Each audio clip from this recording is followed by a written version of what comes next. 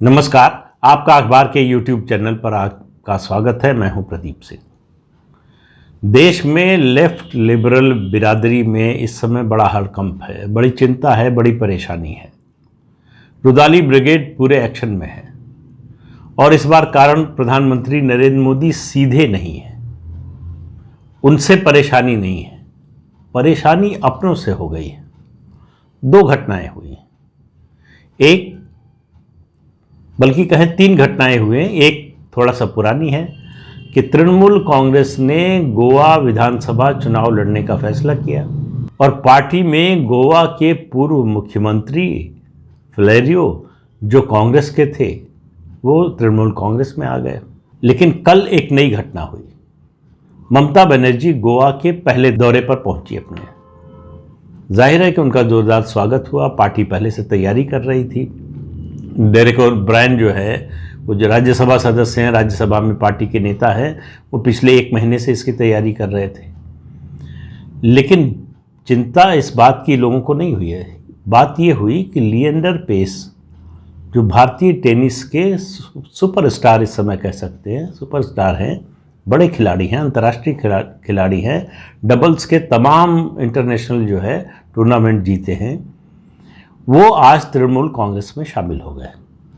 दरअसल लिएंडर पेस के पिता तो गोवन हैं, लेकिन उनकी मां कलकत्ता की है, तो इसलिए उनका पुराना संबंध है। आज उन्होंने कहा भी कि जब वो 14 साल के थे और ममता बनर्जी उस समय केंद्र में खेल राज्य मंत्री थी, तब उन्होंने उनको प्रोत्साहित किया था खेलने के लिए अंतर्राष्ट्रीय मंच पर। तो इसलिए वो शुक्रगुजार हैं कि उनका एक करियर एक तरह से उन्होंने उनकी प्रेरणा से, उनके प्रोत्साहन से शुरू हुआ और आज वो पार्टी के सदस्य बन गए। लोगों से मेरा मतलब आम लोगों से मत समझिएगा। जो लेफ्ट लिबरल बिरादरी है, जो मोदी को फूटी आंख नहीं देखना चाहती, जिसको लगता है कब हो, कैसे हो, कौन करे, कोई तो आए, कोई तो करे, मोदी को कोई तो हटाए, कोई तो मोदी को गिराए, कोई तो मोदी के खिलाफ खड़ा हो, मोदी से बड़े कद का किसी का कद बढ़ाने, अगर हमारी मदद से कद बढ़ता हो तो हम उसके लिए तैयार हैं, हर तरह की सेवा देने के लिए तैयार हैं। वैसे भी सेवा कर रहे हैं। मोदी विरोध के नाम पर कुछ भी करने को तैयार है। मोदी को हिटलर से लेकर जनतंत्र विरोधी और जाने क्या क्या सब कुछ कहने को तैयार है। तो अब जनता नहीं सुनती थी, यहाँ तक तो कोशिश हो रही थी, लेकिन अब तो हुआ ये कि जो मोदी विरोधी नेता हैं, पार्टियां, वो नहीं सुनने को तैयार है। सबसे बड़ी चिंता इस समय इन लोगों की ये हो गई है कि ममता बनर्जी आखिर गोवा में चुनाव विधानसभा का क्यों लड़ रही हैं। अब भाई उनकी पार्टी है, अपनी पार्टी को राष्ट्रीय पार्टी बनाना चाहती है और प्रदेशों में उसका विस्तार करना चाहती है। वो त्रिपुरा भी जा रही हैं, असम भी जा रही हैं, उत्तर प्रदेश भी आने की बात कर रही हैं और दूसरे राज्यों में जाने की बात कर रही हैं। लेकिन चिंता गोवा की अभी इसलिए है कि गोवा में बीजेपी और कांग्रेस आमने सामने है। इन लोगों की चिंता का कारण क्या है और तर्क क्या है? तर्क ये है कि जहां जहां जिन राज्यों में बीजेपी और कांग्रेस आमने सामने हैं, दो ही पार्टियां हैं, वहां तीसरी पार्टी के जाने का मतलब है बीजेपी को मजबूत करना और कांग्रेस को कमजोर करना। अब ये बड़ा अजीब सा तर्क है। इस तर्क को माने, इस तर्क को अगर स्वीकार करें तो सभी पार्टियों को ये घोषणा कर देनी चाहिए कि जहां जहां बीजेपी और कांग्रेस में सीधा मुकाबला है, वहां चुनाव के समय हम अपना पार्टी का दफ्तर बंद कर देंगे, ताला लगा देंगे, और जब चुनाव का नतीजा आ जाएगा उसके बाद हम आएंगे, उससे पहले हम उस प्रदेश में नहीं आएंगे।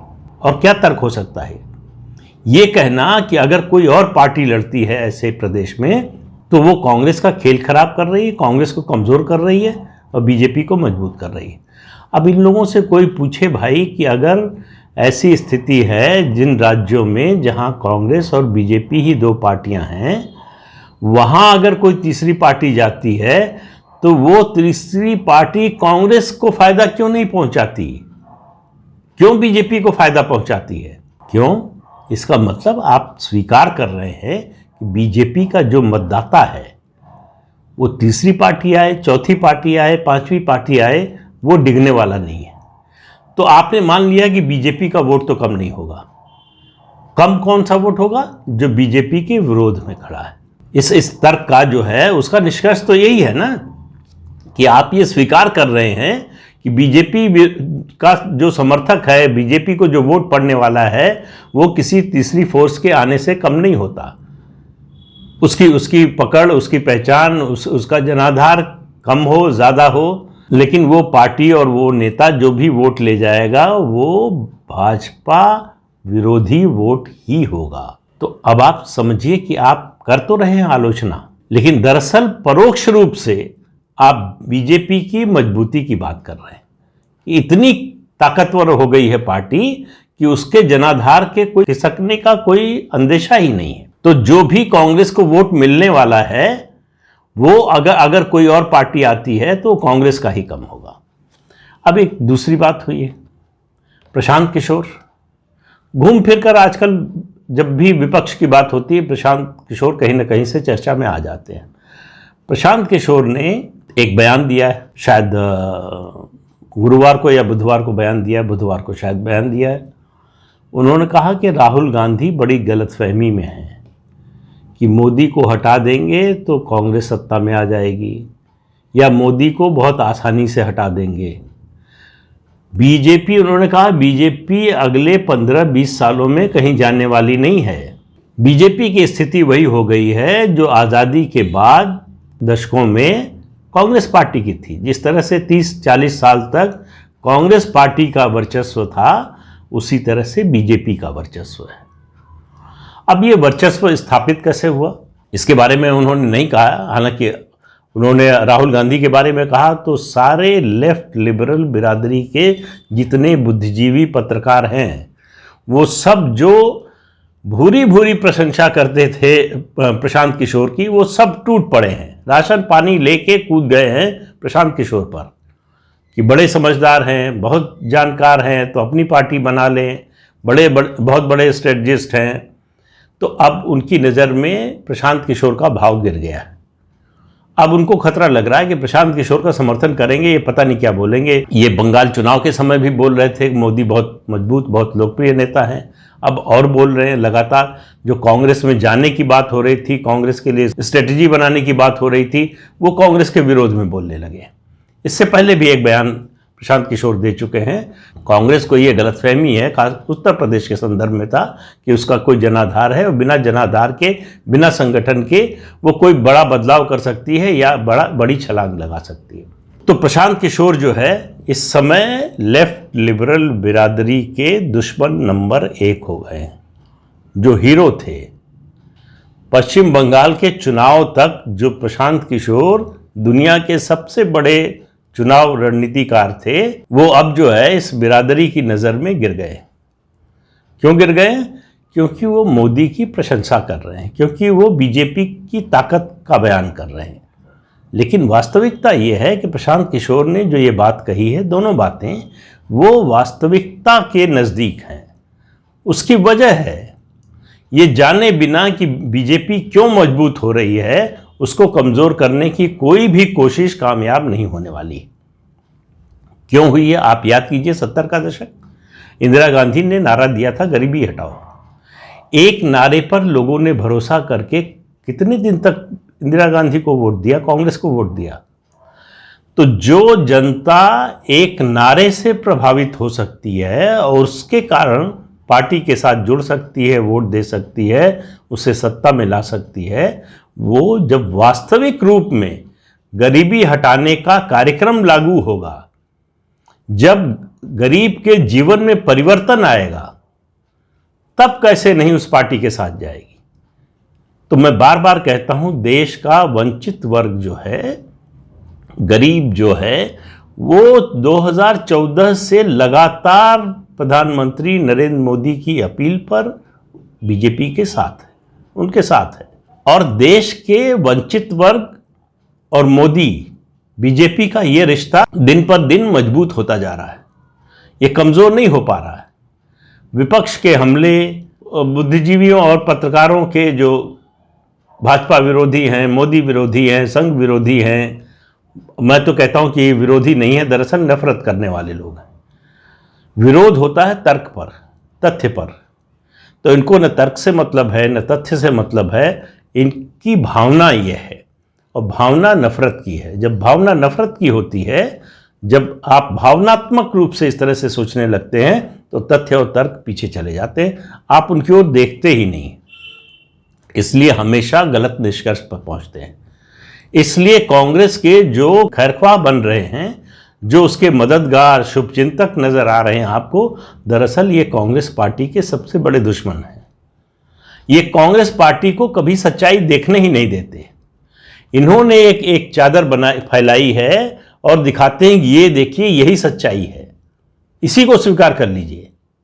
अब कांग्रेस इनके कहने पर करती है, गांधी परिवार इनके कहने पर ऐसा करता है, या खुद भी वो ऐसा मानने लगे हैं। कई बार ऐसा होता है कि आप झूठ बोलते बोलते फिर उस पर यकीन करने लगते हैं। तो यही हाल इस बिरादरी की और कांग्रेस पार्टी की नजर आ रही है। अब देखिए, इस मैं जो कह रहा हूँ, गरीबी हटाने का जो कार्यक्रम है, गरीबों की मदद का, उनके जीवन स्तर को सुधारने का, उनके जीवन में परिवर्तन लाने का जो कार्यक्रम नीतियाँ चलाई हैं इस सरकार ने, उसका असर ये है कि मुसलमान बीजेपी को वोट नहीं देता।